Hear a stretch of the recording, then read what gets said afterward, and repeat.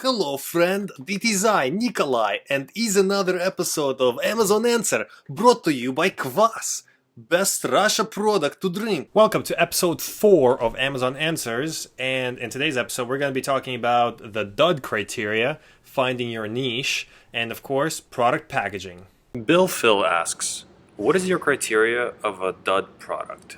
Good question, Bill. And I think for this specific one, it's going to be more or less subjective to my experience. Here's how I see it. So to have a product that sells 2 per day with $10 profit on each sale is not quite a dud, but in my opinion, I would call it an underperforming product. Here's why. If you're going to, like, launching a product that does 20 sales per day and launching a product that takes 2 sales a day takes about the same effort. You know, you still got to do research, find the manufacturer, do the freight forwarding, blah, blah, blah, blah, blah, yada, yada, yada. So why not go with the one that, you know, seems to have the potential to sell 20 rather than the potential that, you know, only sells 2? So with that, I say, you know, it's not a dud if you're making $20 a day profit, but wouldn't you rather make $200 profit per day? I think we both know the answer to that. So it all comes down to the question of the effort versus reward. You're going to put in the same amount of effort, might as well put it into the one that will kill it. Now, in terms of my dud criteria is, that's a good question. I usually have success criteria, but not a failure criteria. I think something that is not a niche, like a best-selling, okay, I'll give you an example. A best-selling iPhone 5 case. That's my dud criteria because it's a market that's already been tapped. It's so obvious that everyone thinks about it. It's already got high competition, low cost, like pretty much syncing each other's costs, high amount of reviews. It's got low weight, which is, you know, a good sign, but with everything else taken, you just don't want to get into it, right? So that would be more or less my dud criteria. Tyler asks, for your first product, did you discover the niche and product purely from Jungle Scout analysis?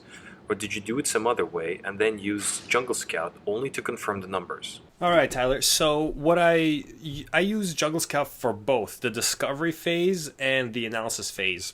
So as you guys are aware, there is 2 Jungle Scout products. One is a web app where you have the whole website, kind of like a Google thing where you put in the criteria and it gives you a bunch of lists matching your criteria. And then you have the Chrome extension, which basically analyzes the page of Amazon that you're looking at. So I will start, if you check out my video over here, quick link, for how I do my product research, you will see that I use the web app specifically first to kind of give me ideas. It's not necessarily that I will go for that product, but, you know, I'll look around, look at the photos, I'll look at the sales, I'll look at the numbers, and then if I see something that catches my eyes, I will go into the, you know, to the link of the Amazon page. I will look at how good is the listing, how well is it optimized, and then I will take a couple of keywords, let's say baby earmuffs, put it into the search, and then see what the first page looks like, and then I will analyze it with my Jungle Scout Chrome extension. So that's kind of how I use the both. With my first product, it was actually, I found the product using my research method, and then I did the analysis of the first page of the keyword, but then I pivoted it a little bit. The product was about 89% the same, but I just pivoted it by adding a feature or two into a different market that I saw that this could use, you know, this market could use this product just with a different feature. I think that's the reason why it became so successful.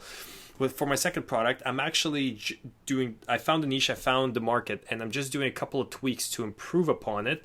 But I'm not pivoting it into another market. So we'll see how that goes. I'll update you. Follow-up question from Tyler. Was your first product a private label product? So this is actually quite an interesting interpretation. And if we look at it from that way, if we call private labeling to have a specific box or a poly bag, you know, with your brand, your company name, then no, I guess I won't call it private label. But the fact that I made an Amazon listing and I have my Amazon account named a certain way and the listing belongs to me, but, you know, haven't done anything about the packaging to kind of brand it, I would still call it private label. Basically, private label is anything that you put you invent a name, whatever company name, say, you know, babies are used, and then you put that name behind your product, whether it be the listing, the packaging, whatever it may be.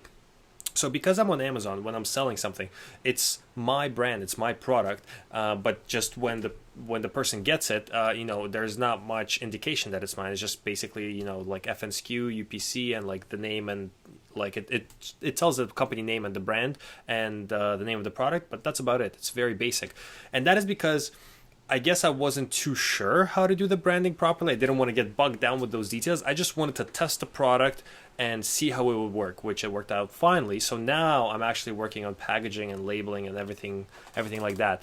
But to keep my first launch bare bones, I didn't worry about that too much, which it depends on who you ask. It could be good, it could be bad, depending on who who gives you the answer. But for me personally, I just didn't want to worry about those little sticky details. I just wanted to get to Amazon and start selling it, which is what I did. So if I was to start over again now, I would probably try and find a person who has done the packaging before and try to talk to them, ask them some questions, ask them for advice.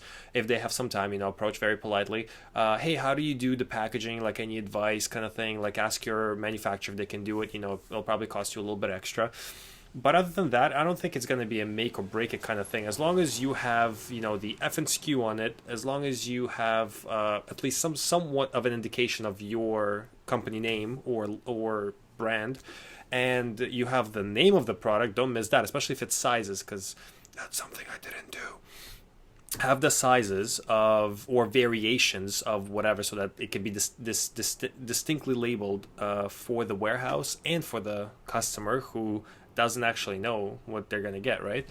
So make sure you label that. But other than that, I mean, just execute, just get your first sales. If this is your first product, just first sales is what matters, because like I always say, your first product is all psychological and barely anything logistical, because the formula for success is out there, is just overcoming your psychological barriers to just get there, start selling it, reordering, and then building your mental game for it. I hope that answered your question. Okay, so I hope you enjoyed today's episode. I hope we answer all your questions. Don't forget kvass, don't forget like, don't forget subscribe, and give me more questions so I can drink more kvass and answer more stuff. Okay, bye now.